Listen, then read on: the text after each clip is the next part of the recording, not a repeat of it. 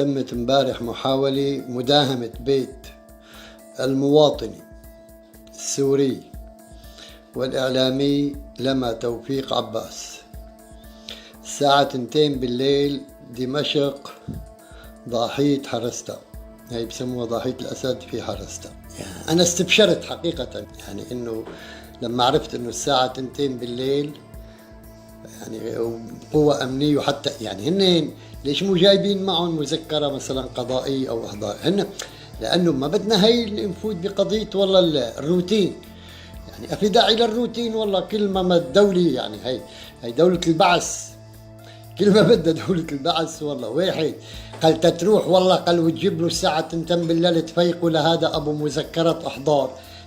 هذا الروتين يعني بيعرقل، هذا الروتين بيضع العصي بالدواليب. خلص شو حالة لما ما تحكي ما تطالب شو بدها، ما عجبها مجلس الشعب ولا الحكومة، لا عجبها الوضع المعاشي للمواطن. ايه لك ابني خدوا دوري وضبوها. هلا البنزينات سيدي شو البنزينة إليك خدوا سيارة واكتبوا انه اخذين 4 سيارات مشان البنزينات هوكي بنضب يلا، ولكن اطلعوا فوق بعضكم حطوا حالكم بالسيارة وروحوا جيبوا لي لمع بس جيبوها شحطها. انتبه ايها الانت، وانا اقصد هون بيعرف حاله هذا اللي بياخذ القرارات.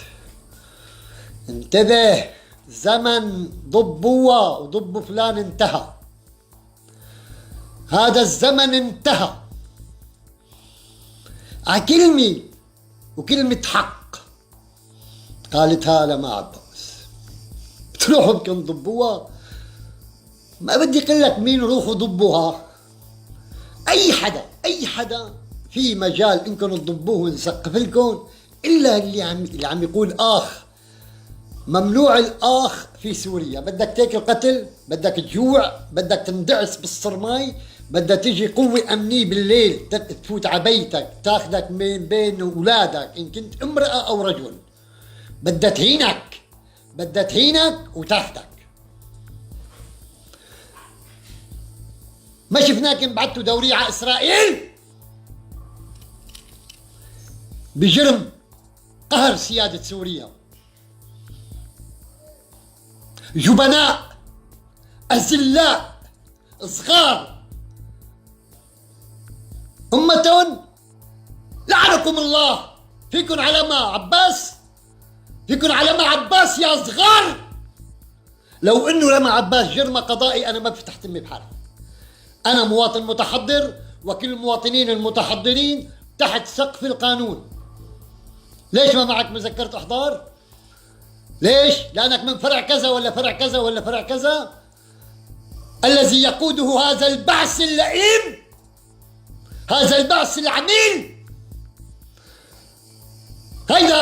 هي لما عباس. روحوا قربوها لشوف. لما هلا بعد شوي انا بطالبك تطلعي بس، وخلي حدا يقربك لشوف. كل عمري انا ضد انه الناس تنزل على الشارع، انا مع ضبط الامور. محاولة تانية لتقربوا حدا بدون قانون، انا مع القانون. بدكم بالشهر برهم جيبوا مذكرة وتفضلوا اعتقلوا لي، انا بقدم حالي بهدوء. بس على الفقير، صغار من يومكم صغار، من يومكم صغار. بجانب تاني انا بوجه لوزير الداخلي، السيد وزير الداخلي، كونه هو السلطة الأمنية المعترف عليها، يعني هو سلطة أمنية معترف عليها كوزير داخلي. أنا أطالبه خلال 24 ساعة بدنا إيضاح مين اللي إجا وداهم بيت لما عباس ولماذا. 24 ساعة بكل محبة واحترام للسيد وزير الداخلي. بدنا مصدر من وزارة الداخلية يقول ليش وشو عاملي لما وكيف بيروحوا بدون مذكرة، وليش ما أخذوها. ليه؟ لأنه طلع لهم حدا بالبيت. أنا أحيي ابنها لما ولبنتها الرائعة، بس شو بدنا نطمن هدول الناس؟ بأي لحظة أنت نايم والله يجي يدقوا فيك. شو المنطق؟ هذا مؤشر خطير. يعني هي نتائج مجلس الشعب والحكومة من شان يعني اجتمعتوا يعني. هي بلشت نتائجها. بلشت نتائجها. جيبوه بالقانون زمن التشبيح ولا. هدول بيمارسوا هذا الاحتلال. مو بس إسرائيل عم تحتلنا وتركيا عم تحتلنا وإيران عم تحتلنا وروسيا عم تحتلنا وأمريكا عم تحتلنا. حزب البعث يحتل سوريا. رجاله هدول أنا لا أتحدث عنه كعقيدة وفكر. كعقيدة وفكر بحطه على راسي. لكن ممارسات قادة البعث ممارسات احتلال. الحرية لسوريا، الحرية للما عباس.